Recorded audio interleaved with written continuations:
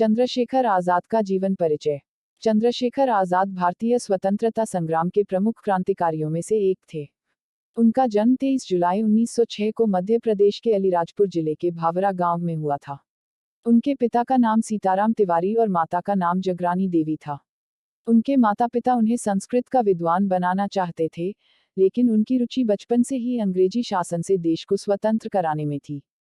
उनके जीवन का उद्देश्य मातृभूमि की सेवा करना और उसे अंग्रेजों की गुलामी से मुक्त कराना था। चंद्रशेखर का बचपन गरीबी में बीता, लेकिन उनके मन में अपने देश के प्रति प्रेम और बलिदान की भावना गहरी थी। 1921 में, जब उन्होंने 15 वर्ष की आयु में गांधी जी के असहयोग आंदोलन में भाग लिया, तब पहली बार उन्हें अंग्रेजी पुलिस ने गिरफ्तार किया। कोर्ट में उन्होंने अपना नाम, आजाद, पिता का नाम, स्वतंत्रता, और घर का पता, जेल, बताया। तभी से उनका नाम चंद्रशेखर आजाद पड़ा और इस नाम को उन्होंने जीवन भर निभाया।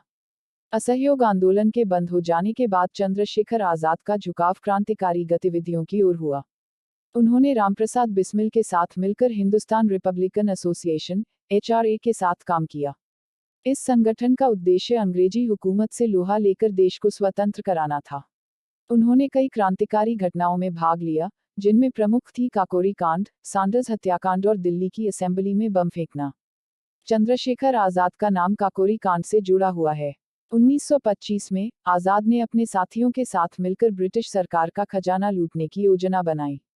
यह घटना काकोरी ट्रेन डकैती के नाम से प्रसिद्ध हुई।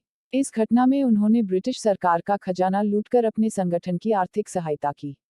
हालांकि इस घटना के बाद कई क्रांतिकारी पकड़े गए, लेकिन आजाद पुलिस के हाथों नहीं आए और उनकी भूमिका एक रहस्यमयी व्यक्ति की बनी रही। चंद्रशेखर आजाद भगत सिंह के भी करीबी सहयोगी थे। दोनों ने एक साथ अंग्रेजों के खिलाफ कई योजनाएं बनाई।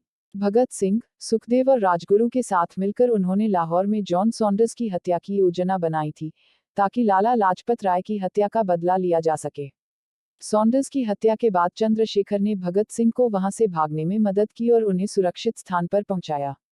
27 फरवरी 1931 को चंद्रशेखर आजाद इलाहाबाद, अब प्रयागराज के अल्फ्रेड पार्क में अपने साथी सुखदेव राज से मिलने गए थे। अंग्रेजी पुलिस ने उन्हें घेर लिया, लेकिन आजाद ने बहादुरी से मुकाबला किया। उन्होंने अपनी आखिरी गोली खुद पर चला ली, ताकि वह अंग्रेजों के हाथों गिरफ्तार न हो सकें। चंद्रशेखर आजाद का जीवन हर भारतीय के लिए प्रेरणा स्रोत है। उन्होंने अपने सिद्धांतों पर चलते हुए मातृभूमि के लिए बलिदान दिया। उनका मानना था कि आजादी के लिए बलिदान और त्याग की आवश्यकता होती है। उनकी मौत के बाद अल्फ्रेड पार्क का नाम बदलकर चंद्रशेखर आजाद पार्क रखा गया। चंद्रशेखर आजाद के बलिदान और साहस ने भारतीय स्वतंत्रता संग्राम में युवाओं को प्रेरित किया। उनके बलिदान ने यह साबित किया कि स्वतंत्रता संग्राम में क्रांतिकारी संघर्ष की भी महत्वपूर्ण भूमिका थी।